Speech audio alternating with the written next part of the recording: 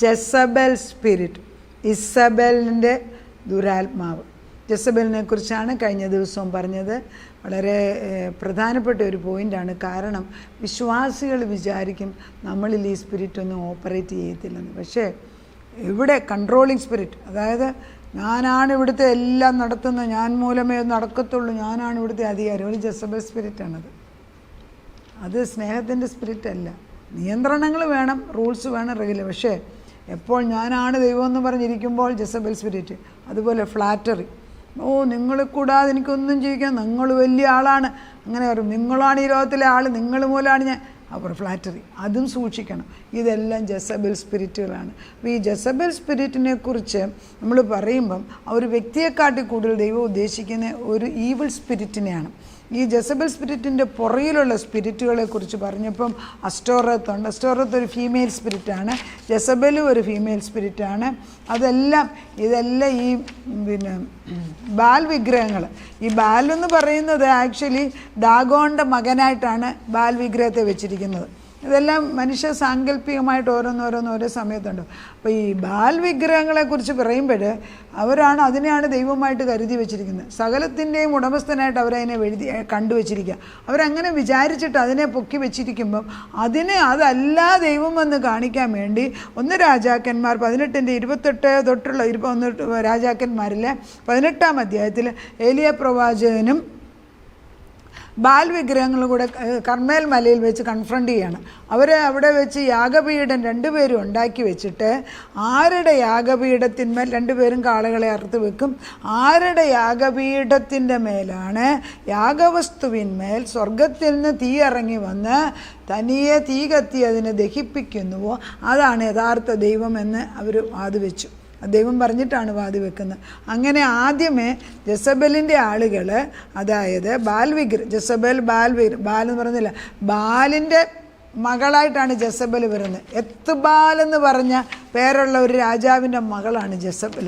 അപ്പം ഇതെല്ലാം പിശാചുക്കളുടെ നമ്മൾ ഈ സ്പിരിറ്റിന് ബോഡിയില്ല, ഈ സ്പിരിറ്റിന് ശരീരം ഇല്ലാത്തപ്പം വാഴ്ചകളെ അധികാരങ്ങൾ, അതായത് രാജാക്കന്മാരിലും രാജ്ഞിമാരിലും ഒക്കെ ഇവർ നന്നായിട്ട്, അതുകൊണ്ടാണ് വാഴ്ചകളെയും അധികാരങ്ങളെയും ഭരിക്കുന്ന സ്പിരിറ്റുകൾ ഏതാണെന്ന് ശ്രദ്ധിക്കണം. അപ്പോൾ ഈ ജെസബൽ എന്ന് പറയുന്നത് പിശാചിൻ്റെ സ്പിരിറ്റാണ്. അവൾ ബാൽ വിഗ്രഹങ്ങളെ വിളിക്കുന്ന ഈ ബാൽ വിഗ്രഹങ്ങളിലേക്ക് ഇസ്രായേൽ ജനത മുഴുവനും പോയതിന് ഒരു റീസൺ, ആഹാബ് രാജ യഹൂദ ഇസ്രായേൽ ജനതയിൽപ്പെട്ട രാജാവായിട്ട് പോലും അവൻ ഈ ജെസബലിനെ വിവാഹം കഴിച്ചതോടുകൂടി അന്ധകാരശക്തി കയറി അവിടെ. പിന്നെ ആഹാബിന് വാവ് തുറക്കാൻ വയ്യാത്ത ഗതികേടായി. പിന്നെ ജെസബലാണ് അവിടെ നിയന്ത്രിക്കുന്നത്, കൺട്രോളിങ് സ്പിരിറ്റ്, നിയന്ത്രണ സ്പിരിറ്റ് മുഴുവനും അവരാണ്. അവരുടെ കൊട്ടാരത്തിൽ 400 ചെല്ലുവാൻ ആളുകൾ ഭക്ഷണം ദിനംപ്രതി കൊടുത്ത് അവരുടെ ദേവനെ വിളിച്ചുകൊണ്ടിരിക്കുന്ന കാലം ആരുടെ ഇസ്രായേൽ ജനത മുഴുവനും ദൈവത്തിൽ നിന്ന് മാറിപ്പോയി. അങ്ങനെ ഗതികെട്ട് അല്ലെങ്കിൽ സഹിക്കാൻ വയ്യാത്തപ്പോഴാണ് ദൈവം തമ്പുരാൻ ഏലിയാവിനെ വിളിച്ചിട്ട്, ഏലിയ പ്രവാചകനെ വിളിച്ചിട്ട് ഏത് സത്യദൈവമെന്ന് കാണിക്കാനാണ് കർമ്മേൽ വരെ വെച്ചിട്ട് അവിടെ യാഗം കഴിക്കുന്നത്. അവിടെ യാഗം ചെയ്യുമ്പോൾ എന്ത് സംഭവിക്കുന്നു? അന്യദേവനെ വിളിച്ചവരുടെ യാഗത്തിന്മേൽ ഒന്നും നടക്കുന്നില്ല. എന്നാൽ ഏലിയാവ് പ്രവാചകൻ കാളയെ അറുത്ത് വെക്കുക തന്നെയല്ല, ചുറ്റുപാടും വെള്ളം കൂടെ ഒഴിച്ചു വെച്ചിട്ട് ആ വെള്ളം പോലെ യാഗവസ്തുവും വെള്ളവും ഒരുപോലെ കരിഞ്ഞുപോയി എന്ന വേദപുസ്തകത്തിൽ എഴുതിയിരിക്കുന്നത്. സത്യം അതാണ്. അതോടുകൂടി ബാൽവിഗ്രഹക്കാർക്ക് പേടി, അവരെല്ലാം ഓടാൻ നോക്കി എല്ലാവരെയും വെട്ടിക്കൊന്നെന്നാണ് വേദപുസ്തകത്തിൽ എഴുതിയിരിക്കുന്നത്. അത് കഴിഞ്ഞപ്പോഴാണ് ഈ ഇസബൽ ഇതറിഞ്ഞിട്ട് ഏലിയ പ്രവാചകനെ പേടിപ്പിക്കുന്നുണ്ട്. നാളെ ഞാൻ നിൻ്റെ തല വെട്ടിമാറ്റും. അത് പേടിച്ച് ഓടുന്നുമുണ്ട്. നമ്മൾ ഈ ദൈവപ്രവൃത്തി ചെയ്യുമ്പോൾ നമ്മൾ പലപ്പോഴും ഓർക്കേണ്ടത്, പലപ്പോഴും നമ്മുടെ ശക്തിയിലല്ല ഇത് ചെയ്യുന്നത്. പഴയ നിയമത്തിൽ പരിശുദ്ധാത്മാവ് വരും ക്രിയ ചെയ്യും പോകും, വരും ക്രിയ ചെയ്യും പോകും. പുതിയ നിയമത്തിൽ നിന്നാൽ പരിശുദ്ധാത്മാവ് എപ്പോഴും ഉണ്ട്. ഈ പരിശുദ്ധാത്മാവ് എപ്പോഴും നമ്മളിൽ ഉണ്ട് എന്ന് പറയുന്നു എങ്കിലും എത്രമാത്രം ശക്തിയോട് നമ്മൾ ഈ പ്രവർത്തിക്കുന്നുവെന്ന് നമ്മൾ അനുവദിക്കുന്ന പോലെ ഒക്കത്തുള്ളൂ. അവിടെയാണ് നമ്മുടെ ഈ പിടുത്തം, അവിടെയാണ് ഈ ജെസബൽ സ്പിരിറ്റ് കളിക്കുന്നത്. ഒന്നുകിൽ നമ്മൾ കൺട്രോളിങ് സ്പിരിറ്റ്, അല്ലെങ്കിൽ നമ്മൾ മറ്റുള്ളവരെ അങ്ങോട്ട് പുകഴ്ത്തിയിട്ട് അവനെ മുഴുവൻ അതായത് ഈ പാരസൈറ്റ് പോലെ മുഴുവൻ അവനിൽ നിന്ന് ചോർത്തിയെടുക്കും. അതൊരു സ്പിരിറ്റാണ്. അതല്ല എങ്കിൽ പിന്നെ നമ്മളൊരു തരം അയ്യോ എന്നെ കൊണ്ടൊന്നിനും കൊള്ളത്തില്ല, അയ്യോ എനിക്കൊന്നിനും ഒരു തരം അഭിനയമാണ്. പിന്നെ അതുകൊണ്ട് നമ്മുടെ അതൊക്കെ എനിക്ക് വയ്യ. നമ്മൾ ചിലരോട് ചില ജോലി ചെയ്യാൻ പറയുമ്പോൾ എന്താ ചെയ്യാനോ എനിക്ക് വയ്യ, അത് സത്യസന്ധതയിൽ എന്താ ചെയ്യാൻ, അത് ഞാൻ ഓർത്തില്ല. ഇതൊക്കെ പറയുമ്പോഴൊക്കെ ഈ സ്പിരിറ്റുകൾ പറയും അതല്ല ചെയ്തില്ല, എനിക്ക് ചെയ്യാനൊക്കത്തിൽ നിന്ന് സത്യം വിളിച്ച് പറയാൻ എത്ര പേര് തയ്യാറാണ്? നമുക്ക് പേടിയാണ്, കാലം മാറിപ്പോയി. സ്വന്തം മക്കളോട് പോലും നമ്മൾ ചിലപ്പോൾ മണ്ടത്തരം കാണിച്ചാൽ പറയാൻ പേടിയല്ലേ, ഇല്ലേ? പണ്ട് കാലമല്ല, സത്യമൊന്നും ആർക്കും കേൾക്കണ്ട എന്നൊരു കാലത്തിലോട്ട് നീങ്ങുന്നോ എന്ന് പേടിക്കേണ്ടിയിരിക്കുന്നു. അങ്ങനെ ഈ ബാൽ വിഗ്രഹത്തെ വിളിക്കുമ്പോൾ ഈ ബാൽ വിഗ്രഹം തെറ്റാന്ന് കാണിക്കാൻ വേണ്ടിയാണ് നമ്മൾ 1 രാജാക്കന്മാർ 18-ാം അധ്യായത്തിൽ ഏലിയ പ്രവാചകനെ കൊണ്ട് ദൈവം കാണിച്ചു. അതോടുകൂടി ഇസ്രായേൽ ജനത വീണ്ടും ദൈവത്തിലേക്ക്, ഈ ഇസ്രായേൽ ജനത ദൈവജനത എന്ന് പറയുന്ന പോലെ നമ്മളും തിരഞ്ഞെടുക്കപ്പെട്ടവരാണ്. ഇതുപോലെ നമുക്കിങ്ങനെ സ്ട്രെയിറ്റ് ആയിട്ടുള്ള വഴിയല്ല, പലപ്പോഴും വീഴും പൊങ്ങും. അതാണ് ജീവിതം. കാരണം പാപലോകത്തിലാണ് നമ്മൾ ജീവിക്കുന്നത്. പിന്നെ ഒരു സത്യമുണ്ട്, ഈ ഒരു ജീവിതം കഴിയുമ്പോൾ ഉണ്ടല്ലോ, നമ്മൾ ഇൻറ്റേർണലായിട്ടുള്ള ദൈവീയ ജീവിതത്തിൽ സ്വർഗീയ മണ്ഡലത്തിലേക്ക് പോകുമ്പോൾ അവിടെ ഈ കഷ്ടവും ദുരിതവും ഭാരവും ഒന്നും ഇല്ല. പിന്നെ ഈ ലോകത്തിലുള്ള ഇപ്പോഴുള്ള ഈ ജീവിതത്തിൻ്റെ ഓരോ കാലഘട്ടത്തിലും ദൈവത്തെ വിളിച്ചു വരുത്തി, കഷ്ടവും നഷ്ടവും ഒക്കെ ഉണ്ടെങ്കിലും ദൈവത്തെ വിളിച്ചു വരുത്തി ജീവിച്ചാൽ അത് നന്മയായിട്ട് മാറും. നമുക്ക് തന്നെയല്ല, നമ്മുടെ അടുത്ത തലമുറകൾക്കും. നമ്മളീ പറയുന്ന വാക്യങ്ങൾ, ഈ വചനങ്ങളൊക്കെ വളരെ ശക്തിയായിട്ട് പോകുന്നുണ്ട്. ഇത് ചെന്ന് കൊള്ളുന്നിടത്തെല്ലാം ചങ്ങലകൾ ഇങ്ങനെ പൊട്ടി പോവുകയാണ്. നമുക്ക് കാണാം ഈ ചങ്ങല. കാരണം വചനം മിസൈൽ പോലാണ്. ആര് പറയും? ഈ ടോപ്പിക്കൊക്കെ ആരും പറയാൻ ധൈര്യപ്പെടത്തില്ല. കാരണം ഇതിനകത്തൊക്കെ പറയണമെങ്കിൽ ദൈവത്തിൻ്റെ അമിതമായ സാന്നിധ്യം നമ്മുടെ കൂടെ വരണം. അത് ചോദിച്ച് വാങ്ങിക്കാതെ പറയാനൊക്കത്തില്ല. അതുകൊണ്ട് ഇത് ആർക്കും എടുക്കാൻ എല്ലാവർക്കും ഇത് ഉപയോഗിക്കേണ്ട ആവശ്യമുണ്ട്. 21 ദിവസം ഉപവസിച്ച് ഈ ബന്ധനം അഴിച്ച് നോക്കാൻ തക്കണം, തലമുറകൾക്ക് വേണ്ടി പ്രാർത്ഥിക്കാൻ. പലരും എന്നെ വിളിച്ചു പറയുമ്പോൾ ഞാൻ പറയട്ടെ, ഈ ബന്ധനങ്ങൾ അഴിക്കാൻ ഉപവാസവും പ്രാർത്ഥനയും ആവശ്യമുണ്ട്.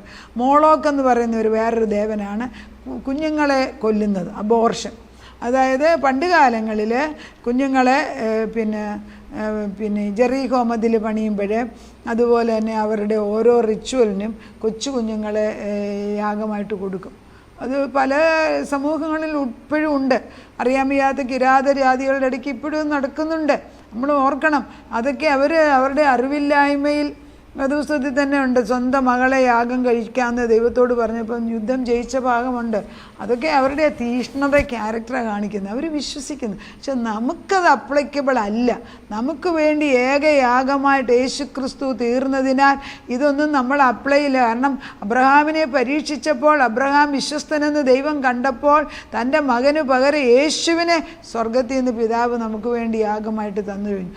ആ ഒരു ഏകയാഗത്താൽ സകല ബന്ധനവും അഴിച്ചു തരുന്നു എന്നുള്ള സത്യം നമ്മുടെ തലയിൽ ഇരുന്നില്ലെങ്കിൽ നമ്മളും പ്രയാസം വരുമ്പം അന്ന് അവിടെ ചോദിക്കാം, ഇവിടെ ചോദിക്കാം, കണിയാനെ കാണാം എന്നൊക്കെ ചിന്തിക്കുന്നതിൻ്റെ റീസൺ സത്യം അറിയാത്തത് കൊണ്ടാണ്. അതുകൊണ്ട് ബാൽ വിഗ്രഹങ്ങളെ വിളിക്കുന്നവരോട് പറയണം, മോളോക്കെന്ന് പറയുന്നത് അബോർഷനാണ്. പണ്ട് കാലങ്ങളിൽ കുഞ്ഞുങ്ങളെ കൊല്ലുകയാണെങ്കിൽ ഇന്നത്തെ കാലത്ത് കൊച്ചു പെൺമക്കളെ അല്ലെങ്കിൽ അവിഹിതമായിട്ട് കുഞ്ഞുങ്ങളുണ്ടാകുമ്പോൾ അവരെ അബോർട്ട് ചെയ്യുന്നത് ഈക്വൽ ടു ചൈൽഡ് സാക്രിഫൈസ്, കുഞ്ഞുങ്ങളെ ബലി കഴിക്കുന്ന പോലെ തന്നെയാണ്. ഇന്നസെൻ്റ് ബ്ലഡ് ഈസ് ഷെഡ്, അതായത് വിശുദ്ധ രക്തം, മലിനപ്പെടാത്തമായ രക്തം. അതുകൊണ്ട് കന്യകമാരെ ദേവന് കൊടുക്കുക. പണ്ട് കാലങ്ങളിൽ ഇതൊക്കെ ചെയ്യുമായിരുന്നു. അസ്റ്റോറത്ത് വേറൊരെണ്ണം ഫീമെയിൽ ഗോഡസാണ്. അതും ഈ ജെസബൽ സ്പിരിറ്റുമായിട്ട് കണക്ഷനുണ്ട്. ഇതെല്ലാം ഏകദേശം ഒന്നാണ്. അതെല്ലാം ഫിനീഷ്യൻസ് അല്ലെ കനാന്യർക്കും ഫിലിസ്തീർക്കും വിളിച്ചുകൊണ്ടിരിക്കുന്ന ദേവന്മാണ്. അസ്റ്റോറത്ത് എന്ന് പറയുന്നത് ബ്രൈഡ് ഓഫ് ഹെവൻ എന്ന്, അതായത് സ്വർഗത്തിൻ്റെ മണവാട്ടിയാണെന്നും സ്വർഗത്തിൻ്റെ രാജ്ഞിയാണെന്നും സെക്സിൻ്റെ രാജ്ഞിയാണെന്നും യുദ്ധത്തിൻ്റെ രാജ്ഞിയാണെന്നൊക്കെയാണ് അവർ വിളിച്ചുകൊണ്ടിരുന്നത്. അപ്പോൾ female god is characterised by gross sensuality, അതായത് അമിതമായ ലസ്റ്റ്ഫുള്ളായിട്ട് അവിഹിതമായിട്ട് ചെയ്യുന്ന എല്ലാ പ്രവൃത്തികളുടെയും പുറകിൽ ഈ അസ്റ്റോറത്ത് ഗോഡസാണ് വർക്ക് ചെയ്യുന്നത്.